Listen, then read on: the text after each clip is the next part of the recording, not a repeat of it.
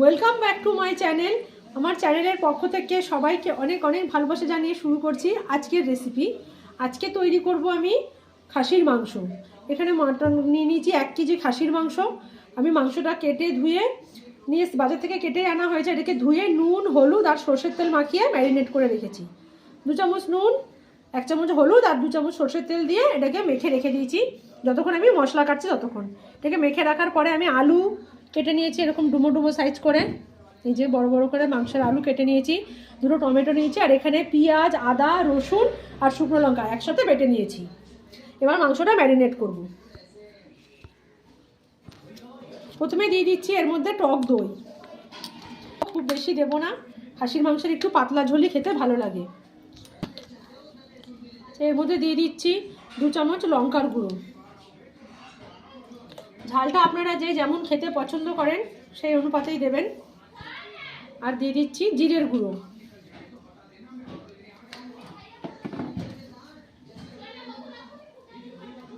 ধনের গুঁড়ো। এবার দিয়ে দিচ্ছি এই বেটে রাখা মশলাটা।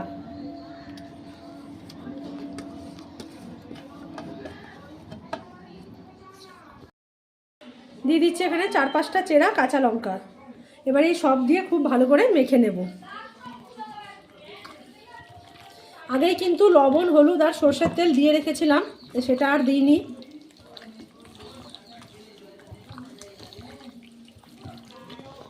এইভাবে সব মশলার সাথে মাংসটা কিন্তু খুব ভালোভাবে মেখে নিতে হবে। এভাবে মেখে এটাকে আমি আরও 1 ঘন্টা সময়ের জন্য রেখে দিচ্ছি। আপনাদের হাতে সময় থাকলে 2 ঘন্টা রাখলে আরও ভালো হয়। আমি এটাকে এইভাবে 1 ঘন্টার জন্য রেখে দিচ্ছি। প্রথমে আলুগুলো ভেজে নেব, তার জন্য কড়াই বসিয়ে দিয়েছি। আর কড়াই গরমও হয়ে গেছে, দিয়ে দিচ্ছি সর্ষের তেল। তেল গরম হয়ে গেছে, আলুগুলো ভেজে নেব। আলুর মধ্যে দিয়ে দিচ্ছি লবণ স্বাদ অনুযায়ী,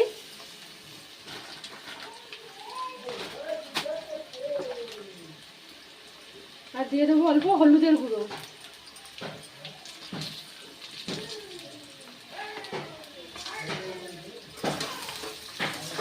এবার এই নুন হলুদ দিয়ে আলুটা আরো একটু সময় ভেজে নেব।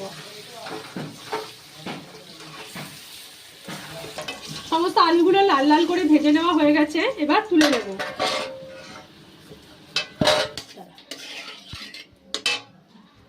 তেলের মধ্যেই দিয়ে দিচ্ছি আরো একটু সর্ষের তেল।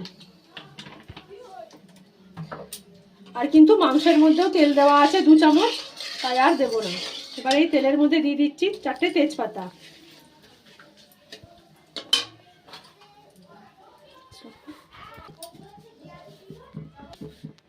দিয়ে দিচ্ছি 2টো শুকনো লঙ্কা টুকরো করে নিয়ে।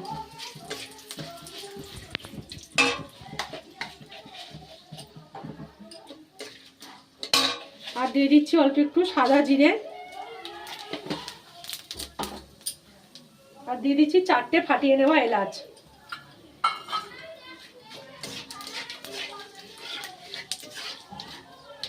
আর দিয়ে দিচ্ছি তেলের মধ্যে অল্প একটু চিনি। ফোড়নটা কিন্তু ভালো করে নেড়ে চেড়ে নিয়েছি। এবার এর মধ্যে দিয়ে দেবো কুচিয়ে নেওয়া পেঁয়াজ। একদম কুচো করে কেটে রাখা পেঁয়াজ। পেঁয়াজটা একটু লাল লাল করে ভেজে নেব। দেখুন পেঁয়াজটা লাল লাল করে কিন্তু ভাজা হয়ে গেছে, এরকম হালকা ব্রাউনি লাল লাল করে ভাজা হয়ে গেছে। এবার এর মধ্যে আমি দিয়ে দেবো ম্যারিনেট করা মাংসটা। দিয়ে দিচ্ছি ম্যারিনেট করা মাংস।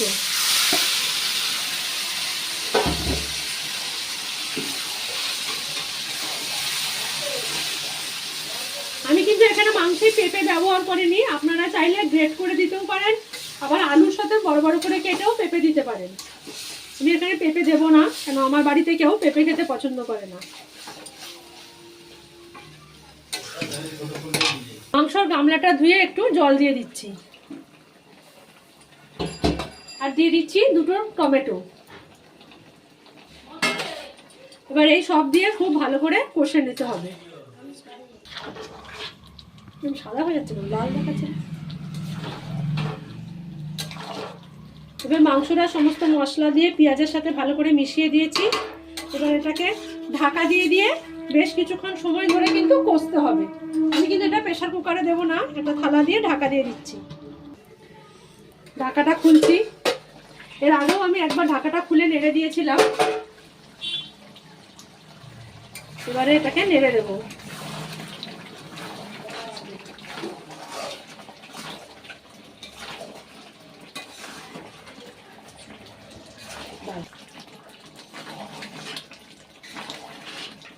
আবার এটাকে ঢাকা দিয়ে দেবো। এভাবে বেশ কিছুক্ষণ কিন্তু ঢাকনা দিয়ে দিয়ে কষাতে হবে, যাতে মাংসটা সেদ্ধ হয়ে যায় আর মশলাটাও কষানো হয়ে যায়।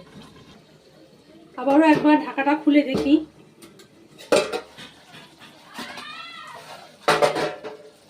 দেখুন এটা কিন্তু ফুটছে, আর এটা কিন্তু এভাবে কষা হতে হতে কিন্তু সেদ্ধ হয়ে যাবে। আমি মিডিয়াম আঁচে রেখেছি। মিডিয়াম আঁচে এভাবে থালা চাপা দিয়ে কষতে কষতে কিন্তু মাংসটা সেদ্ধ হয়ে যাবে। আর অনেকক্ষণ কিন্তু মাংসটা ম্যারিনেট করাও ছিল। পুরো মাংসটাকেই কিন্তু আমি এইভাবে কষিয়ে নেব একদম মশলা শুকনো হওয়া পর্যন্ত। এভাবে থালা চাপা দিয়ে দিয়ে কষবো আরও কিছুক্ষণ সময় ধরে। মাংসটা কিন্তু কষা হয়ে এসছে এবং মশলা থেকে কিন্তু তেলও ছাড়তে শুরু করে দিয়েছে। দেখুন চারপাশ থেকে কিন্তু মশলা একদম তেল ছেড়ে দিয়েছে।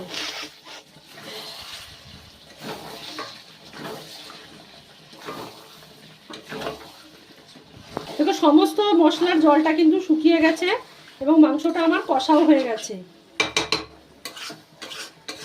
সমস্ত মশলাটা দিয়ে মাংস কিন্তু ভালো করে কষা হয়ে গেছে, সমস্ত জলও শুকিয়ে গেছে মাংসের। এবার এর মধ্যে দিয়ে দেবো আগে থেকে ভেজে রাখা আলু। দিয়ে দিচ্ছি আলু। আলুটা দিয়ে 2 মিনিট মতো কষে নেব।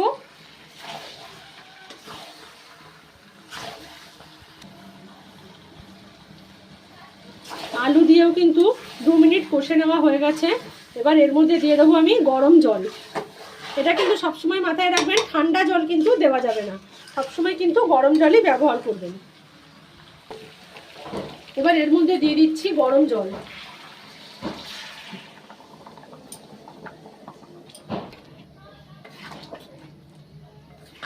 দেখুন গরম জল দিলে কিন্তু সঙ্গে সঙ্গে ফুটতে শুরু করে দেয়। আর গরম জল দিলে কিন্তু মাংসটা শক্ত হবে না, নরম হবে এবং খুব তাড়াতাড়ি সেদ্ধ হয়ে যাবে। এখানে কিন্তু আমার কষতে কষতে বেশ খানিকটা সেদ্ধ হয়েই গেছে। মাংসটা কিন্তু চারিদিক থেকে ফুটতে শুরু করে দিয়েছে। এবার আমি একটু ঝোলটা কিন্তু বেশিই দিয়েছি, যেহেতু আমরা ঝোল করব। এখানে আলু দিয়ে কিন্তু খাসির মাংসের ঝোল হবে, তাই এখানে ঝোল করার জন্য আমি জলটা একটু বেশিই দিয়েছি। এবার এটাকে ঢাকা দিয়ে আর গ্যাসের আগুনটা সিম করে আমি রেখে দেবো 20-25 মিনিট। এই চাপা দিয়ে দিচ্ছি। এবার এটাকে গ্যাসের আগুনটা সিম করে আমি এখানে 20 থেকে 25 মিনিট এভাবেই রেখে দেবো মাংসটা সেদ্ধ হওয়ার জন্য। 10 মিনিট পর ঢাকাটা খুলছি। দেখুন ঝোলের কালারটা কত সুন্দর। এবার পরিবেশন করার জন্য আমি একটা বাটিতে উঠিয়ে নেব। 20-25 মিনিট পর আমি ঢাকনাটা খুলছি। ঢাকনাটা আপনি এভাবে টাইট একটা ঢাকনা দেবেন, যেটা আটকে থাকবে। দেখুন এটা কি সুন্দর ফুটছে, চারপাশ থেকে কিভাবে তেল ছেড়ে দিয়েছে। মাংসটা কিন্তু আমার রান্না করা পুরো হয়ে গেছে। আর ঝোলটা দেখুন কত সুন্দর পাতলা হয়েছে, কিন্তু পুরো খাসির মাংসের পাতলা ঝোল। আলু কিন্তু সব গলে গেছে। এই দেখুন একটা মাংসও দেখিয়ে দিচ্ছি, মাংসটাও গলে গেছে।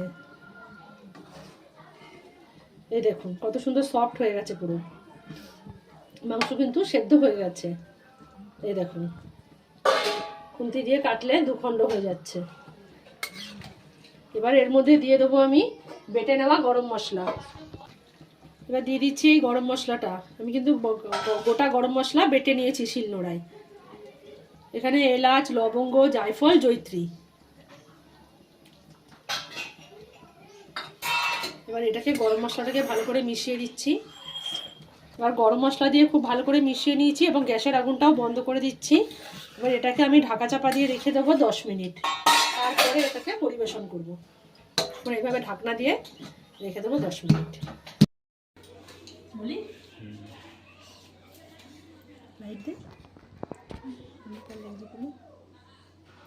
তৈরি হয়ে গেছে কিন্তু আমার আলু দিয়ে খাসির মাংসের পাতলা ঝোল। রবিবারের দুপুরে এরকম গরম গরম মাংসের ঝোল, সাথে 1 পিস গন্ধরাজ লেবু। এভাবে পরিবেশন করুন আর প্লিজ রেসিপিটি ভালো লাগলে চ্যানেলটি সাবস্ক্রাইব করুন, লাইক শেয়ার কমেন্ট করে পাশে থাকুন। দেখুন চিকেনের মাংসের পিসগুলো এই দেখুন হাত দিলেই খুলে যাচ্ছে, একদম গলে কিন্তু নরম হয়ে গেছে প্রত্যেকটা মাংসই। এই দেখুন